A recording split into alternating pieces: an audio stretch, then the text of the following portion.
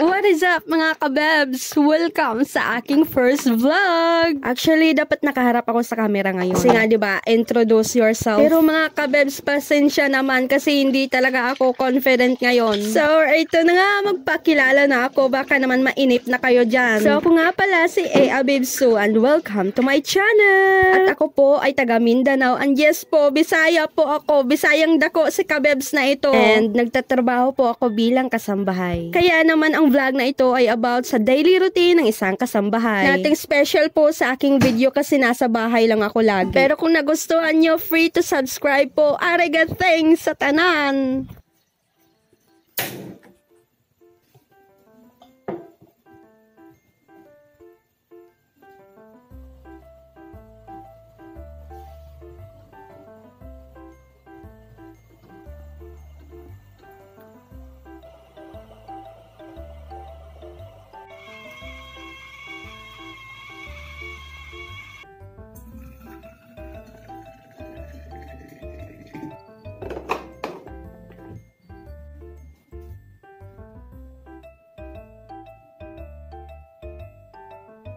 So, ang ulam natin ngayon ay tortang talong, paborito ng lahat. Pero nakakadismaya mga kabebs kasi mas maraming sira kaysa pwedeng maluto. So, nilagyan ko na lang ng sibuyas tsaka kamatis. Para-paraan na lang ang babaeng to. Para naman madagdagan yung lulutuin natin mamaya. Nagmamadali na ako sa mga oras na yan. Kasi naman malapit ng tanghalian at hindi pa ako nakapagluto. Naku, lagot ako sa amo nito. Importante talaga na marunong tayo sa time management. Lalo na't nagtatrabaho na tayo. At since hindi na buo yung talong, isi-shape ko na lang siya na parang itlog. At hindi ko na-expect na pizza pala ang kinalabasan ng aking tortang talong ngayon. At ito na nga ba ang sinasabi ko, pahirapan tayo sa pagbaliktad nito. Actually, grabe yung kaba ko dyan kasi ayoko magbukang halo-halo yung niluto ko. Pero nakaraos din naman si kabebs. Buti na lang talaga matibay itong talong ko. So ano pang hinihintay natin mga unata? Hindi naman siguro halata na sobrang gutom ako. At hindi na ako nag-video habang kumakain kasi nakakahiya naman sa amo ko.